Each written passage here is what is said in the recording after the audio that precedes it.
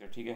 तो पहले जो इम्पोर्टेंट चीज़ है ये हमें पता होना चाहिए कि when sir Syed Ahmad Khan was born, तो उसकी जो मतलब पैदाइश है, ठीक है, वो आपको पता होना चाहिए। That is 17 October 1817। ये 17 अक्टूबर 1817 में पैदा हो गए थे हुए थे।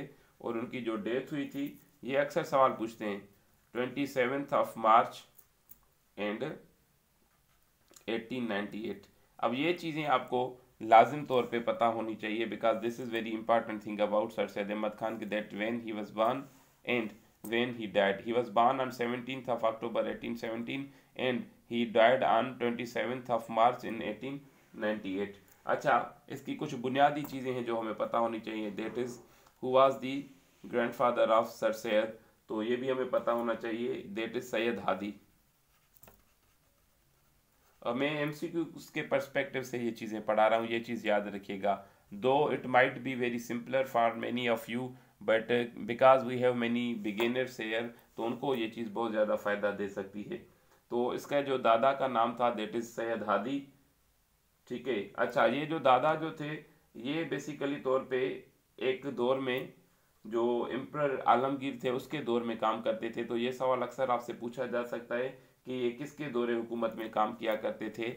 ये एम्परर जो था आलमगीर टू, ये मुगल था। एम्परर आलमगीर दो जो थे उसके दौर में ये काम किया करते थे। और ये बुनियादी तौर पे जवादुद्दौला के नाम से इसको टाइटल भी दिया गया था। जवादुद्दौला जो था इसके दादा का टाइटल था, जो उसको एम्परर आलमगीर ने दिया था। अच्छा, दूसरा सवाल जो इससे रिलेटेड आ सकता है सर से, because we are covering the things from the perspective of MCQs. ठीक है, तो ये चीज़ याद रखिएगा। इसका जो मेटरनल ग्रैंडफादर था, who was he and why that was important. उस बंदे को, जिसका जो मेटरनल ग्रैंडफादर था, उस बंदे को क्या किया था, जो लॉर्ड वेलेस्ली मैंने आपको पढ़ाया था, लॉर्ड वेलेस्ली ने उसको भेजा था ईरान एज एन अटाची। अटाची या डिप्लोमेट के तौर पे देखने। तो जो ब्रिटिशर्स के साथ जो रिलेशन था सर सैयद अहमद खान का, वो बहुत ही क्लियर आपको हो जाएगा कि उसका जो मेटरनल ग्रैंडफादर था उसको लॉर्ड वेलेस्ली ने एज ए डिप्लोमेट और अटैची ईरान भेजा हुआ था।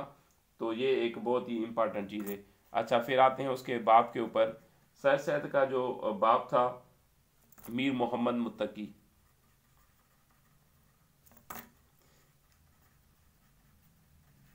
मीर मोहम्मद मुत्तकी, ये बहुत ही इम्पोर्टेंट एक पर्सन है।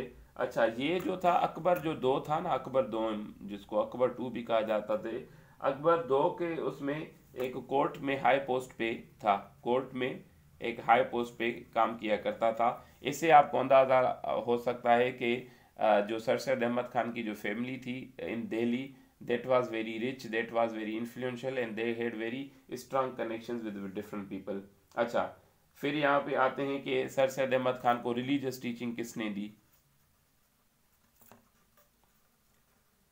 ये चीज़ें आज सर सैयद के हवाले से आपकी मुकम्मल तौर पे इंशाल्लाह क्लियर हो जाएंगी। तो सर सैयद को जो रिलीजियस टीचिंग दी थी, उस बंदे का नाम था सैयद गुलाम अली।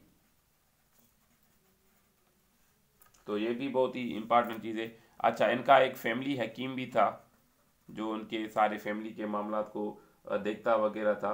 उसको हम कहते हैं गुलाम हैदर। गुलाम हैदर ने सर सैयद अहमद खान को हिकमत भी सिखाई थी, तो ये चीज़ आप याद रखिएगा। इसकी माँ का नाम आपको याद होना चाहिए। What was the name of sir Syed mother, that is Azimul निसा।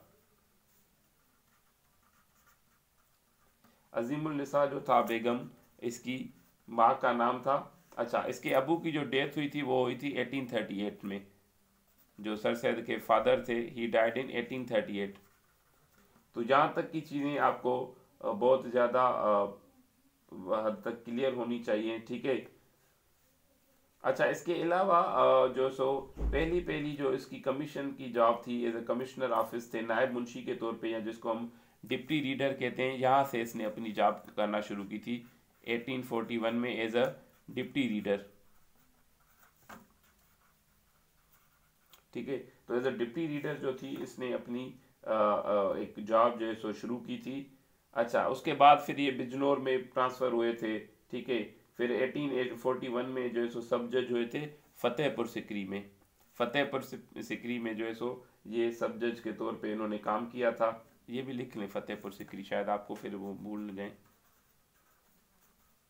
ठीक है, फतेहपुर सिकरी में इन्होंने काम किया था एज अ सब जज। तो यहीं से आपको अंदाजा हो सकता है कि sir Syed Ahmad Khan was a very important person. अच्छा, उसके अलावा फिर ये इसने जो है सो बिजनौर में ट्रांसफर हुए थे। सदरुल सुरूद भी सुदूर कहा जाता था इनको। अच्छा, 1867 में इनका प्रमोशन हुआ था, दैट इज जज of lower court. Lower court. तो ये बहरहाल इसकी ओवरऑल की जो जर्नी है that is related to his education, sir Syed Ahmad Khan की।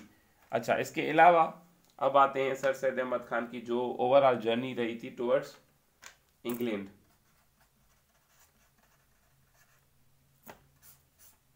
ये मैंने इसको कुछ हिस्सों में डिवाइड किया है so that the things could be clear to you. Okay, मुस्तरद वीडियो में आपको प्रोवाइड कर दूंगा, तो डोंट वरी अबाउट इट, और या तस्वीर उसकी भेज दूंगा। अच्छा, इंग्लैंड में सर सैयद अहमद खान की क्या जर्नी थी। इसका जो बेटा था ना, उसका बेटे का नाम आपको पता होना चाहिए, सैयद महमूद। सैयद महमूद थे। अब ये इंग्लैंड गए थे तकरीबन 10 अप्रैल 1869। ये 10 अप्रैल 1869 में इंग्लैंड गए थे वो, क्योंकि इसके बेटे को स्कॉलरशिप मिली थी and he wanted to read the British education system और the modern western education system, therefore he went to England with his son. अच्छा, वहां पे ये तकरीबन 17 महीने रहे थे, याद रखिएगा। ही लिव्ड देयर फॉर 17, मतलब 17 महीनों तक ये यहाँ पे रहते। ये तकरीबन बनता है 1.5 ईयर, 1 महीना कम। ठीक है। अच्छा, ये फिर वहाँ पे कैम्ब्रिज यूनिवर्सिटी में जाके पढ़े हैं। अच्छा, उसके बाद इन्होंने जो एक किताब लिखी थी, शायद आपको पता होगा, खुतबाए अहमदिया। ये जो किताब इन्होंने लिखी थी वो वहीं पे ऑक्सफोर्ड यूनिवर्सिटी में, कैम्ब्रिज यूनिवर्सिटी में बैठ के लिखी थी, और यहाँ पे उन्होंने बहुत ज़्यादा मटेरियल इकट्ठा किया था ताकि वो ये बुक लिख सकें। अच्छा, फिर 1867 में क्या हुआ, ये रिटायर हो गए, याद रखिएगा। एज अ जज ऑफ लोअर कोर्ट के तौर पे इन्होंने रिटायर किया था।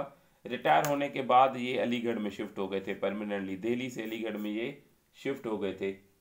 अच्छा, इस बंदे को जो है सो लॉर्ड लिटिन, आपको अगर याद हो, जिसने दिल्ली दरबार भी हेल्ड की थी 1877 में, ये मैंने पढ़ाई हैं चीज़ें। लॉर्ड लिटिन ने इसको क्या किया था, इंपीरियल लेजिस्लेटिव जो काउंसिल थी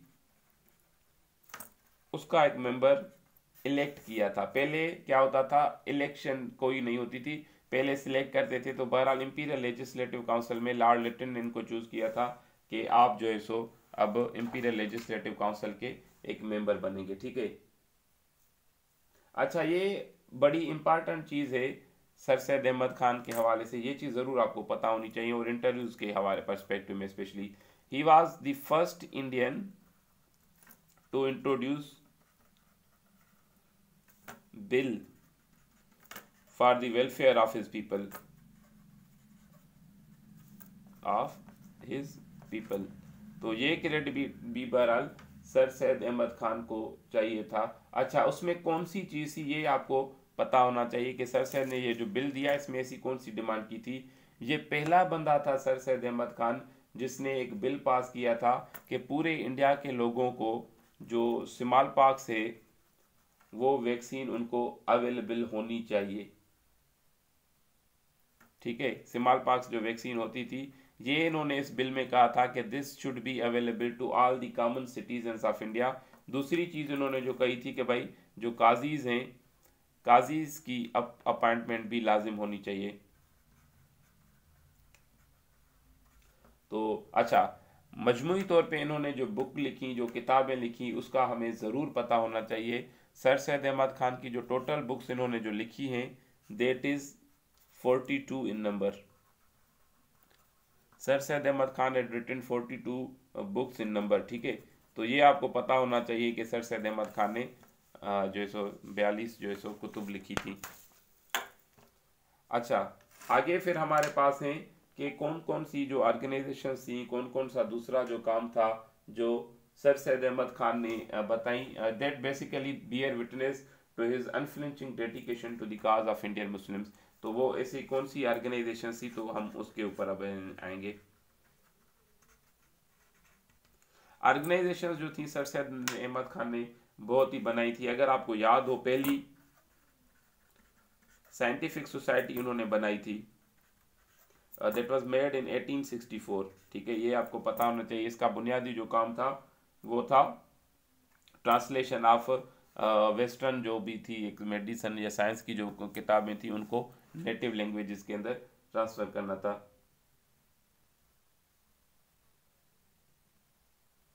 अच्छा, दूसरी इन्होंने एक कमेटी बनाई थी, आपको शायद याद हो या कभी कोई किसी टेस्ट में बहरहाल ये सवाल आया है या नहीं, मेरे इल्म में नहीं है। A committee for the better diffusion and advancement learning among the Mohammedans of India. तो ये काम भी सर सैयद अहमद खान ने किया था। A committee for the better diffusion and advancement learning among the Mohammedans of India, ये एक इन्होंने कमेटी बनाई थी। बहरहाल इसकी कोई इतनी खातिर ख्वाह कोई नताइज नहीं निकले थे, तो इसकी कोई इतनी हम कह सकते हैं कि कोई कंट्रीब्यूशन ये सच नहीं था। फिर इन्होंने दूसरा एक एसोसिएशन बनाई थी, Mohammedan civil service fund association. अच्छा, ये देखें, ये ऐसी चीज़ें हैं कि हमें अक्सर इनका पता नहीं होता कि भाई ये किसने बनाई थी। तो ये आपकी सिर्फ अगर पढ़ी होंगी तो आपको ज़रूर अंदाज़ा हो जाएगा कि ये जो ऑर्गेनाइजेशन थी सर सैयद अहमद खान ने बनाई थी, and this might help you. अच्छा, फिर आपके पास आती है British Indian association. British Indian association, it was also made by sir Syed Ahmad Khan, और ये साल आपको पता होना चाहिए 1866 में इन्होंने एक ऑर्गेनाइजेशन बनाई थी, ब्रिटिश इंडियन एसोसिएशन। फिर आपके पास पांचवी जो है ऑर्गेनाइजेशन, दैट इज, ये बहुत इंपॉर्टेंट है, all India Mohammedan educational conference. ये 1886 में इन्होंने शुरू की थी, याद रखिएगा। तकरीबन ब्रिटिश इंडियन एसोसिएशन के 20 सालों के बाद इन 1886 he had introduced all Indian Mohammedan educational conference. अच्छा, ये वही कॉन्फ्रेंस है जो जिसके इजलास में आगे चल के मुस्लिम लीग बनी थी। जो मोहम्मदन एजुकेशनल कॉन्फ्रेंस का जो इजलास ढाका में 1906 में हुआ था, जिसमें आगे चल के फिर मुस्लिम लीग बनाई थी, तो ये वही तंजीम है। अच्छा, इंडियन नेशनल कांग्रेस 1885 में बनी, and soon after it all Indian Mohammedan educational conference जो है तो सर सैयद अहमद खान ने बनाई थी। उसके अलावा छठी जमात उन्होंने बनाई थी, अगर आपको याद हो, that is Indian patriotic association. Indian patriotic association जो थी इन्होंने 1888 में बनाई थी, और ये भी एक बहुत ही इंपॉर्टेंट किस्म की ऑर्गेनाइजेशन है, दैट यू शुड नो। फिर उन्होंने सातवीं एक और ऑर्गेनाइजेशन बनाई थी, Mohammedan Anglo oriental defence association.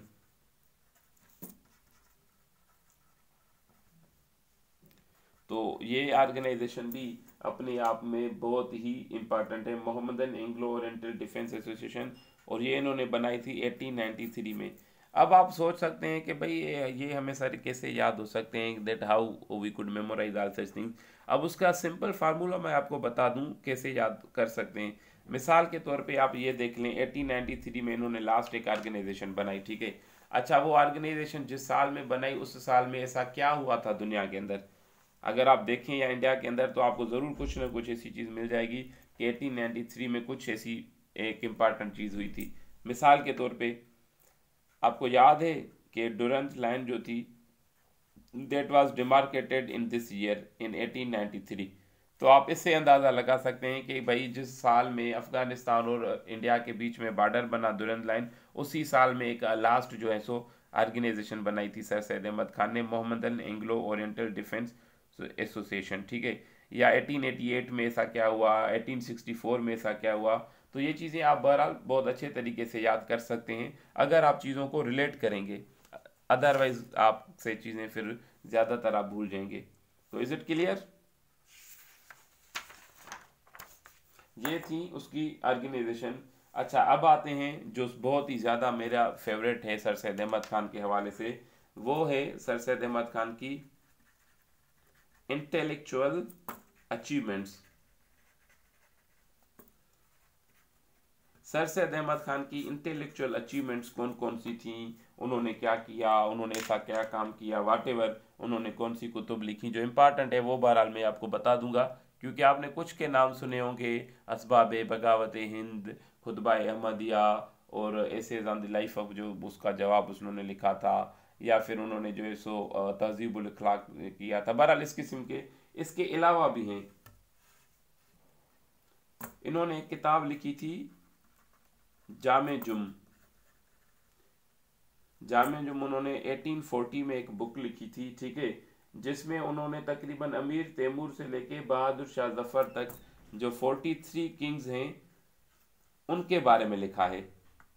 यानी जामे जुम जो इन्होंने किताब लिखी है उसमें 43 किंग्स का जिक्र किया गया है। तो ये सवाल पहले एफपीसी में आया है कि सर सैयद अहमद खान की कौन सी ऐसी किताब है जिसमें उन्होंने मुख्तलिफ जो है सो बादशाह हैं उनका जिक्र किया है। अच्छा, दूसरा जो है, सर सैयद अहमद खान ने एक और बुक किताब लिखी थी 1842 में।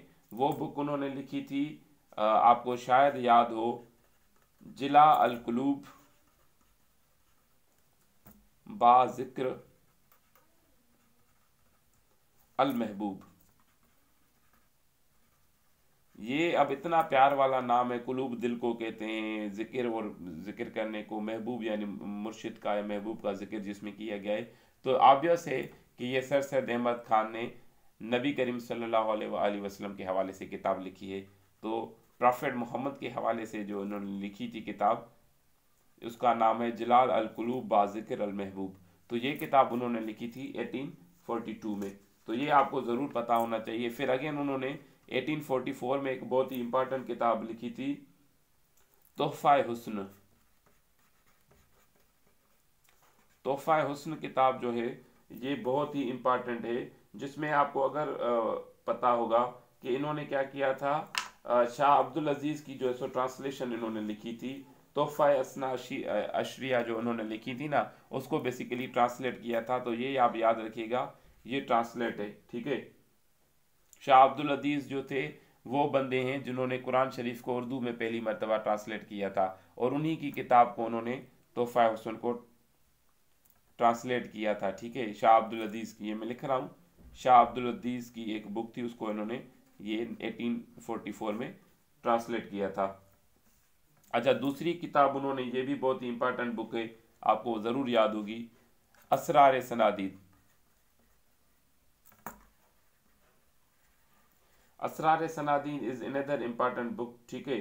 ये बुक बहुत ही ज़्यादा पब्लिश हुई, 1847 में पब्लिश हुई, फिर इसका सेकंड एडिशन 1854 में आया, फिर इसका थर्ड एडिशन 1870 में आया था। बहरहाल this book is also important. Asrar Sanadid book में सर सैयद अहमद खान ने जो दिल्ली की पुरानी इमारतें हैं, जो आर्कियोलॉजिकल साइट्स हैं, उनके हवाले से उन्होंने बहुत ही तफसीली लिखा है। तो ये भी एक अपने हिसाब से बहुत ही जो है सो इम्पॉर्टेंट किताब है। अच्छा, इसी किताब को फिर ये सवाल अक्सर आता है कि इसी किताब को सर सैयद अहमद खान की कौन सी वो बुक थी जो फ्रेंच में ट्रांसलेट हुई थी। तो ये असरार सनादी जो किताब है, it was translated into French language, ठीक है। और जिस बंदे ने किया था उसको ट्रांसलेट, उसको कहते हैं गार्सिन दी टेसी। गार्सिन दी टेसी जो बंदा था, उन्होंने असरार सनादीद को फ्रेंच लैंग्वेज में ट्रांसलेट किया था। अच्छा, ये वही किताब है जिसके बेसिस पे सर सैयद अहमद खान को जो रॉयल एशियाटिक सोसाइटी है,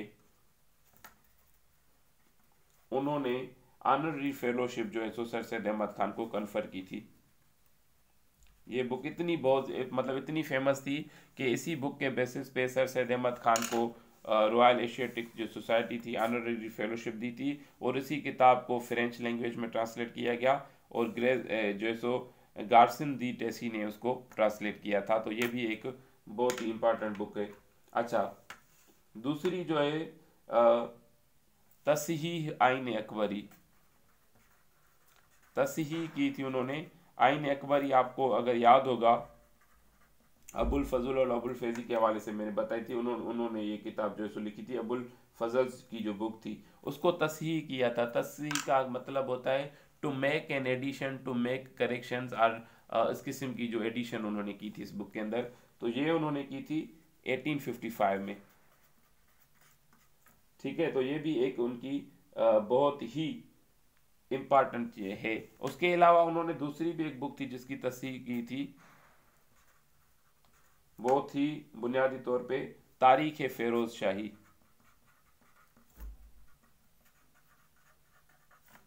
तारीख फेरोज शाही जो बुक है वो भी बहुत ही इंपॉर्टेंट है। बहरहाल इस बुक की तस्हीह भी उन्होंने की थी 1862 के अंदर। तो ये बुक भी बहरहाल सर सैयद अहमद खान के हवाले से बहुत ही ज़्यादा इम्पॉर्टेंट है। फिर उन्होंने एक और बुक लिखी थी असबाब बगावत हिंद, ये तो आपको याद होगा, असबाब बगावत हिंद। असबाब बगावत Hind is another important book जो सर सैयद अहमद खान ने लिखी थी, और इसका आपको पता होगा कि वो किस हवाले से उन्होंने लिखी थी और उसमें कौन कौन सी चीज़ों का उन्होंने जिक्र किया गया था। तो ये भी बहरहाल बहुत ही इम्पॉर्टेंट एक बुक है जो सर सैयद अहमद खान ने अपने दौरे हुकूमत में, मतलब अपने दौर में लिखी थी। अच्छा, इसके अलावा भी बहुत सी जो है सो इन्होंने चीज़ें लिखी थी। मिसाल के तौर पे असबाब बगावत हिंद जो थी उसको फिर बाद में अंग्रेज़ों ने उसको इंग्लिश में ट्रांसलेट किया था। ठीक है। अच्छा, इसी बुक की वजह से सर सैयद अहमद खान को एक मौका मिला था कि वो खुद को एक मुसलमानों के रिप्रेजेंटेटिव के तौर पे पेश कर सकते। फिर उन्होंने एक और किताब लिखी थी तबीन अल कलाम। तबीन अल कलाम में उन्होंने बेसिकली सिमिलरिटीज लिखी थी। ठीक है, जिसमें कुरान और बाइबल के हवाले से उनको कंपेयर किया गया था, और ये एक बहुत ही इम्पॉर्टेंट किताब था। बहरहाल तबीन अल कलाम के भाई क्रिश्चियनिटी और इस्लाम में बहुत ही ऐसी चीज़ें हैं जो एक जैसी हैं। ठीक है। अच्छा, इसके अलावा उन्होंने दूसरी किताब जो मैंने बताया ना, खुतबा अहमदिया। खुतबा अहमदिया बेसिकली ये बुक जो थी विलियम मोर ने किताब लिखी थी जो थी द लाइफ ऑफ मोहम्मद पे जो ऐसे उन्होंने लिखा था ना, तो उसके जवाब में उन्होंने खुतबा अहमदिया एक बुक लिखी थी। तो this book is very much important. तो I think this is clear till yet.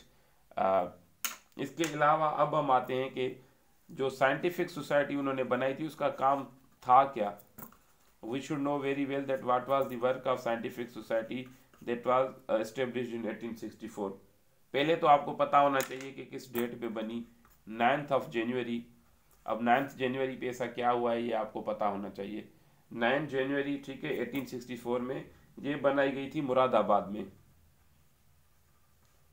ठीक है, ये अच्छा, इसका एक पैटर्न अपॉइंट किया था। पैटर्न आपको पता होगा जो उसके सारे मामला को देखे। उस बंदे का नाम था जो साइंटिफिक सोसाइटी का था, उसको कहते हैं ड्यूक ऑफ अर्गुल। ड्यूक ऑफ अर्गुल जो थे वो उसके पैटर्न अपॉइंट हुए थे। अच्छा, इसमें अंग्रेजों के अलावा साइंटिफिक सोसाइटी में और भी बंदे थे, तो ये आपको तादाद याद होनी चाहिए। 82 हिंदूज थे उसमें, ये पता होना चाहिए। ठीक है, और उसमें 107 जो है सो साइंटिफिक सोसाइटी में मुस्लिम से जो ये सारा काम करते थे। तो जाहिर सी बात है, मैंने जैसे बताया कि 1864 में सर सैयद ट्रांसफ़र हुए थे अलीगढ़, तो जो उसकी साइंटिफिक सोसाइटी की जो ऑफिस थी वो भी शिफ्ट हुई थी अलीगढ़ में। ठीक है, मुरादाबाद से फिर ये अलीगढ़ हुई थी। अच्छा, इसके अलावा इसकी जो बिल्डिंग बनी ना उस पर तकरीबन उस दौर में 30,000 रुपये का खर्चा आया था। 30K रुपीज़ कंस्ट्रक्शन के ऊपर। ठीक है, मतलब आज के दौर में भी 30,000 बहुत ज़्यादा हैं, तो आप इससे अंदाज़ा लगा सकते हैं कि ये बहरहाल उस दौर के हिसाब से बहुत ही ज़्यादा एक अमाउंट था। अच्छा, ये मतलब 1864 में बनी और 10 सालों में ऑलमोस्ट 1874 में इस तंजीम ने तकरीबन 27 ऐसी बुक्स थी यूनिक किस्म की जो ट्रांसलेट की थी। फिर इसी तंजीम से आगे चल के सर सैयद अहमद खान ने क्या किया था, अगर आपको याद हो, अलीगढ़ मुस्लिम गज़ेट शुरू किया था 1866 में। इसी साइंटिफिक सोसाइटी के प्लेटफॉर्म से अलीगढ़ मुस्लिम गज़ेट उन्होंने शुरू किया था इन 1866 और 3 मार्च पे। तो ये भी जो है सो बहुत ही ज़्यादा इम्पॉर्टेंट किस्म की चीज़ है। अच्छा, ये तकरीबन जो अगर आपसे कोई पूछे अलीगढ़ मुस्लिम गज़ेट, तो ये तकरीबन 22 सालों तक रेगुलर पब्लिश हुआ। 22 ईयर्स तक ये अलीगढ़ मुस्लिम गज़ेट जो है सो वो पब्लिश होती रही थी। तो ये हमारे सर सैयद अहमद खान से रिलेटेड चीज़ें हैं। तो आगे भी हम उसकी दूसरी भी बहुत सी चीज़ें हैं कि वो ऐसा कौन सा काम था और कौन सी चीज़ें थी जो उन्होंने की, उनकी एजुकेशनल सर्विसेज, MOU कॉलेज और school and every other thing, we will discuss all those things.